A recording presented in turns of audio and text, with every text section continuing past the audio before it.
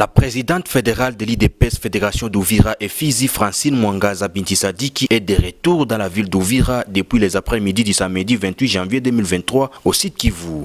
En provenance de Kinshasa, capitale de la RDC, elle a été accueillie par les cadres et militants de son parti politique IDPS à la frontière congolo-burundaise au niveau de Kavimvira, en commune portant le même nom dans la ville d'Uvira au site Kivu.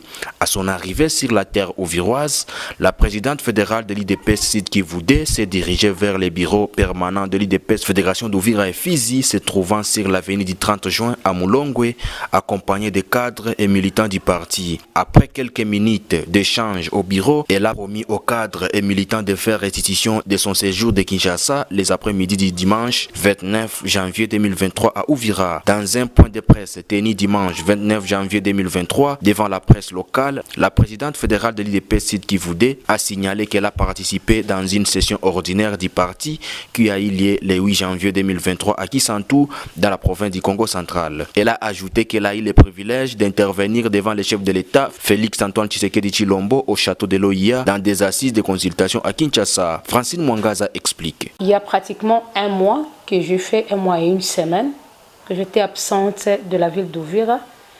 Et mon absence était due à une invitation officielle du parti au niveau national, parce qu'il y avait des assises, comme a toujours été coutume, nos mœurs et coutumes de notre parti. Conformément à nos articles 30, on devrait tenir une consultation qui serait sanctionnée par une session extraordinaire. C'est là qu'on nous a interpellés au niveau national. On y est allé parce que l'événement était prévu pour le 23, la session extraordinaire et les consultations. Mais fort malheureusement, quand on est arrivé, il y a eu quelques aménagements par rapport au début par rapport à la tenue de la session extraordinaire proprement dite.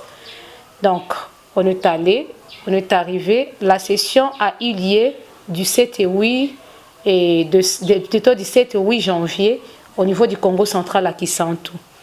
Et c'est là qu'après les consultations avec le secrétaire général Augustin Kabouya au niveau national, ça a été, donc les consultations ont été sanctionnées par la tenue de la session extraordinaire à Kisantu.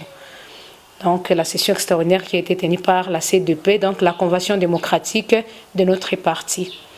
Donc dans la commission démocratique de notre parti, parce qu'il y a vraiment nombre de journalistes avant que la tenue des élections, plutôt la tenue de la Convention démocratique ou la tenue de la session extraordinaire puisse avoir lieu, j'ai eu beaucoup de questions au niveau local. Beaucoup de gens m'appelaient par-ci, par-là pour me demander, Madame, on vient de voir sur les réseaux sociaux, on vient de déchoir le secrétaire général de votre parti. Qu'est-ce que vous en dites? Qu'est-ce qui se passe? Donc, c'était ça, l'événement, c'était ça, le but de la convocation de cette session extraordinaire pour pouvoir au moins lever quelques équivoques qui gangrénaient cette question-là. Et c'est là que l'équivoque a été levé par la CNDP, où il y avait deux grandes résolutions qui ont été prises à Kisantu. La première résolution était celle de reconduire ou de désigner le président de la République comme notre unique candidat à l'élection présidentielle qui pointe à l'horizon pour le compte de l'UDPS, parti au pouvoir, l'UDPS Tshisekedi en 2023. La deuxième résolution était celle de pouvoir renforcer les pouvoirs de notre secrétaire général Augustin Kabouya. Les renforcer dans quel sens? Les renforcer dans le sens où il doit maintenant engager le parti dans sa plénitude.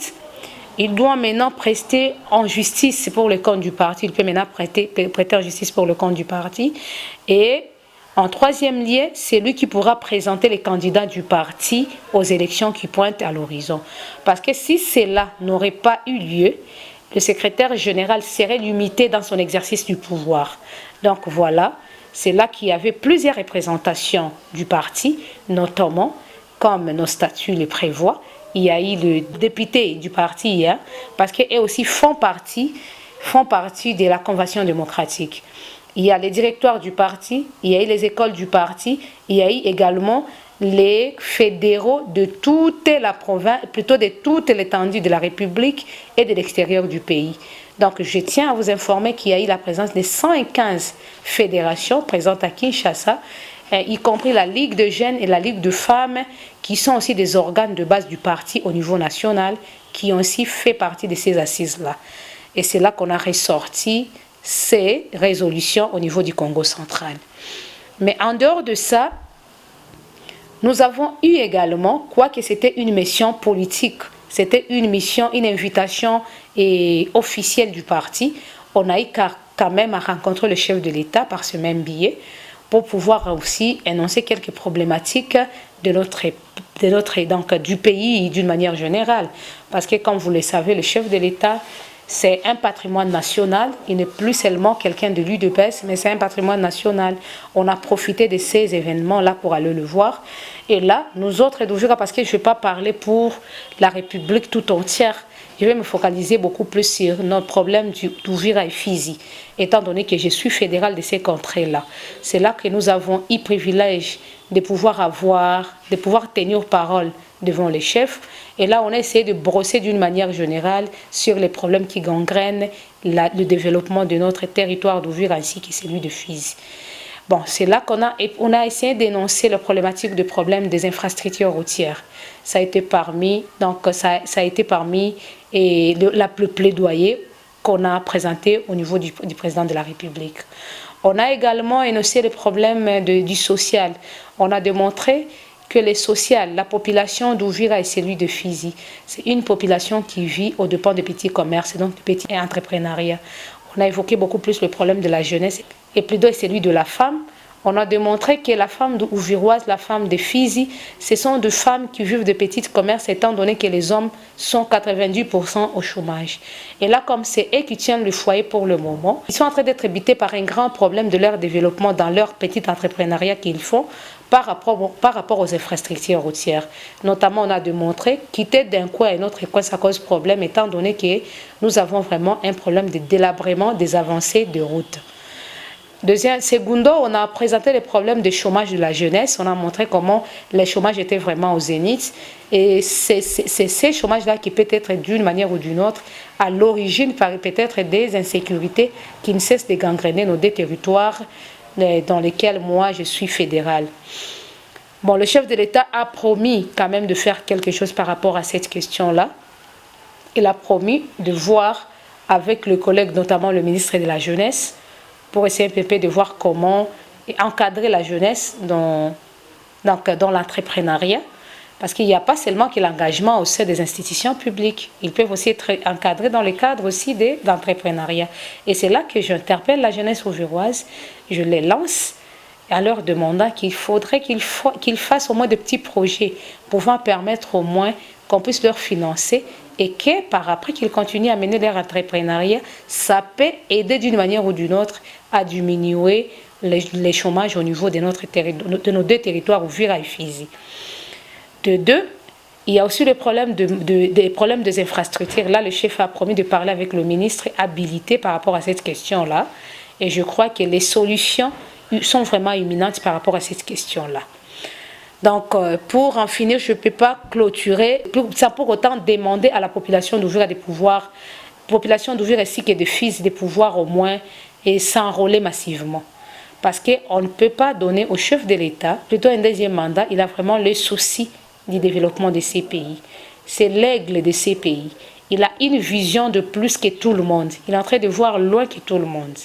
Étant donné qu'il a le grand souci, ce que je ne cesse toujours à dire, les autres n'ont pas eu le courage de le dire tout haut, mais le chef de l'État, Fachi Beto, l'aigle de la République, a eu le courage de le dire tout haut. Et s'il l'a dit tout haut, c'est dans les soucis de vouloir voir la paix durable soit rétablie sur toute l'étendue du territoire national. Et c'est là que je interpellerai la population d'Ouvira et celle de Fizi, de pouvoir accompagner le chef de l'État, de pouvoir l'accompagner en s'enrôlant massivement. Parce que vous avez vu, aujourd'hui, nous sommes en train de nous plaindre qu'il y a certaines questions qui n'ont pas été résolues. Bien évidemment, on est conscient qu'il y a certaines questions qui n'ont pas été résolues. C'est parce que le chef de l'État, on ne lui a pas servi d'une majorité qui pourrait lui permettre d'avoir un gouvernement qui pouvait lui permettre au moins de pouvoir résoudre certains problèmes tels qu'étaient l'attente de notre population ouviroise et celui de Fizi. Donc c'est là que je recommanderais à nos populations, c'est une interpellation, Uvira et Fizi, de pouvoir s'enrôler massivement pour qu'en s'enrôlant massivement, ça va nous permettre au moins d'avoir beaucoup de sièges. Et en ayant beaucoup de sièges, ça peut nous permettre au moins d'avoir beaucoup de députés au niveau national qui est provincial. Et cela pourra permettre que peut-être nous ayons la plénitude des pouvoirs et l'effectivité du peuple d'abord et du projet de société de l'UDPS sera effective, permettez la tautologie, sera effective comme était l'attente du peuple. Donc voilà, en grosso modo, ce que je peux brosser sur ma mission officielle que j'effectue vers Kinshasa. Je vous remercie.